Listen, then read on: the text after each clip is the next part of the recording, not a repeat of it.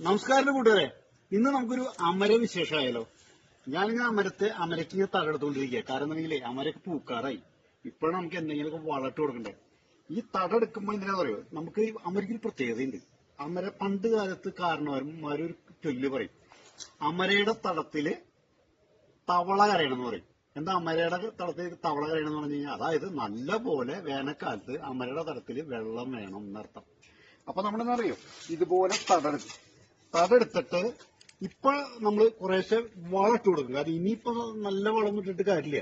കാരണം നമ്മൾ പൂക്കേണ്ട സമയമായി കഴിഞ്ഞു. കാരണം ഇപ്രാവശ്യം ഞാൻ കറക്റ്റ് തിരുവാതിര ഞാറ്റുവാലേക്ക് തന്നെ അമരത്ത് കുത്തി കറക്റ്റായിട്ട് വന്നു. നന്നായിട്ട് പടർന്ന് പമ്പരിച്ച് അടിപൊളിയുണ്ട്. എന്തായാലും സൂപ്പറായിട്ട് അമരക്കായ ഉണ്ടാവും. അപ്പോൾ അതിനു വേണ്ടി ഒരു സപ്പോർട്ടിന് വേണ്ടി നമുക്കിനി എന്താ വേണ്ടത്, തഴച്ചു വളർന്നു കഴിഞ്ഞു. ഇനി പൂവും കായ ഉണ്ടാവാൻ എന്താ വേണ്ടത്, പൊട്ടാഷ്യം ഉണ്ട്. ആ പൊട്ടാഷ്യം അപ്ലൈ ചെയ്യാൻ വേണ്ടി തടെടുക്കണം. അപ്പൊ ഈ തടെടുക്കുമ്പോഴാണ് കുറച്ച് കാര്യങ്ങൾ പഴയത് എനിക്ക് ഓർമ്മ വന്നത്. വളരെ രസകരമായ കാര്യങ്ങളാട്ടോ. ഇപ്പൊ പണ്ടൊക്കെ തറവാട്ടിൽ എങ്ങനെയാ കണ്ടിട്ടുണ്ടോ, മിക്ക വീട്ടിലും അമരയുണ്ടാവും. വലിയ മുറ്റായിരിക്കും. ആ മുറ്റത്തിന്റെ സെന്ററിലിങ്ങനെ അമരയുണ്ടാവും. നല്ല പോലെ എന്താ പറയാ, ചാണകം കൊണ്ട് മെഴുകി ഇതുപോലെ തടക്ക് നല്ല ഭംഗിയായിട്ടാണ് വെച്ചിട്ടുണ്ടാവുക കേട്ടാ.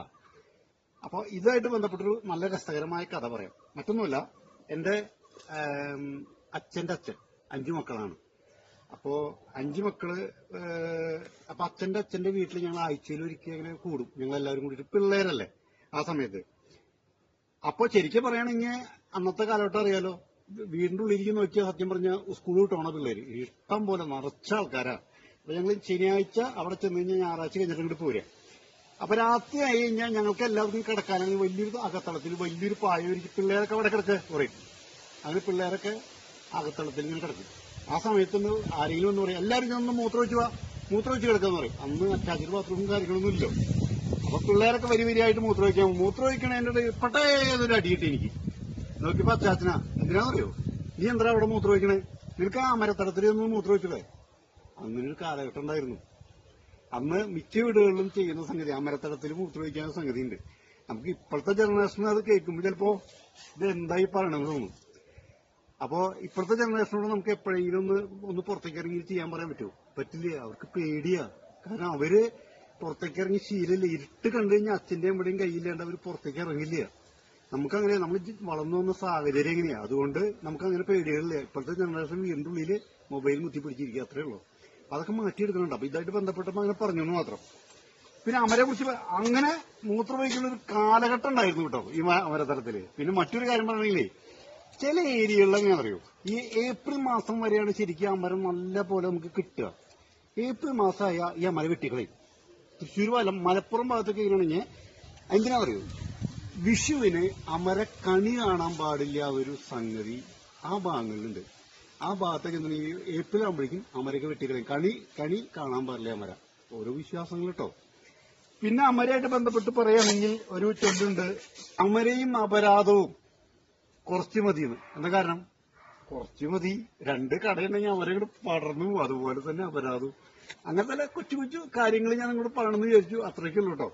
അത് മാത്രമല്ല കേട്ടോ, എനിക്ക് ഏറ്റവും ഇഷ്ടപ്പെട്ട അമരക്കായ വിഭവം ഞാൻ പറഞ്ഞുതരാം. എനിക്ക് ഏറ്റവും ഇഷ്ടപ്പെട്ടെന്ന് പറയും, ഈ അമരക്കായും പച്ച നേന്ത്രക്കായില്ലേ, പച്ച നേന്ത്രക്കായും കൂടിയിട്ട് വെറുതെ ഉള്ളി മൂപ്പിച്ച് വെക്കുന്ന ഒരു ഉപ്പേരി. ഇവിടെ തൃശ്ശൂർ ഭാഗത്ത് ഉപ്പേരി എന്ന് പറയാം, സൈഡ് ഡിഷ് എന്ന് പറയില്ല, ഒരു ഉപ്പേരി എന്ന് പറയാം. അമരക്കായും പച്ചക്കായും കൂടിയിട്ട് വെച്ചിട്ടുള്ള ഒരു ഉപ്പേരി, ഉള്ളി മൂപ്പിച്ചിട്ടുള്ള, എനിക്ക് ഭയങ്കര ഇഷ്ടമാണ്. അല്ല, എന്റെ ഒരു എന്താ പറയാ, എന്റെ ഒരു വീക്ക്നെസ്സാ. അതുപോലെ തന്നെ മറ്റൊരു ഡിഷ് ഉണ്ട്, അമരക്കായ വറുത്തരച്ചിട്ട് അരിയുള്ള കുട്ടാന്റെ ഒപ്പിടും. അരിയുള്ള കുട്ടാന്ന് വെച്ചാൽ നിങ്ങളോട് എന്താ പറയാന്നറിയില്ല, ഇങ്ങനെ അരി ഇങ്ങനെ ഉറ്റി ഇങ്ങനെ അതിൽ അമരക്കായ ഇട്ടിട്ട് വറുത്തരച്ചിട്ട്, അതും സൂപ്പറാ. ഈ 2 ഡിഷാണ് എനിക്ക് ഏറ്റവും ഇഷ്ടപ്പെട്ട ഡിഷ് അമരക്കായ. അത് കാരണം എല്ലാ കൊല്ലവും അമര വെക്കാത്തൊരു സംഗതിയില്ല. അമര എന്തായാലും നട്ടിരിക്കും. ഇനി ഇവിടെ ഇപ്പൊ തന്നെ ഞാൻ അമര 3-4 വട്ടം മാർക്കറ്റിൽ നിന്ന് വാങ്ങി കഴിച്ചു കഴിഞ്ഞു. കാരണം എനിക്ക് ഭയങ്കര ഇഷ്ടമുള്ള സാധനം അത്. നല്ല പോഷകസമൃദ്ധല്ലേ അമര എന്ന് പറഞ്ഞു കഴിഞ്ഞാൽ. ഇനിയിപ്പോ ഇത് നന്നായിട്ടൊന്ന് തടെടുത്ത് ഭംഗിയാക്കും. എന്നിട്ട് സ്വല്പം പൊട്ടാഷയിൽ വെതറും, വെള്ളം ഒഴിക്കും. അതിനുശേഷം ഈ പൊതയില്ലേ, ഈ ഉണങ്ങി കിടക്കുന്ന സാധനങ്ങളൊക്കെ ഇതിന്റെ അടിയിൽ കൂട്ടും. 2 നേരം നനയ്ക്കും. അമര നട്ടില്ലെങ്കിൽ ഇത്രയും നോക്കാവുള്ളൂ, വേറെ ഒന്നുമില്ല. വേറെ ഒന്നും ഇതുമായിട്ട് ബന്ധപ്പെടാനില്ല.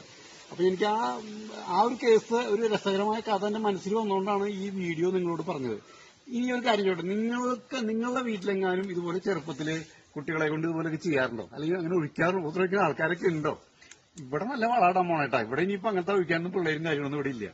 ഇവിടെ അസല് പൊട്ടാഷ് വാങ്ങിയിട്ട് അത്രേ ഉള്ളൂ. അങ്ങനെയാണെങ്കിലേ ഒന്ന് കമന്റ് ചെയ്തോളൂ. അത് മാത്രല്ല ആ ഫോളോ ബട്ടൺ ജസ്റ്റ് ഒന്ന് അമർത്തിക്കോളൂ കേട്ടോ.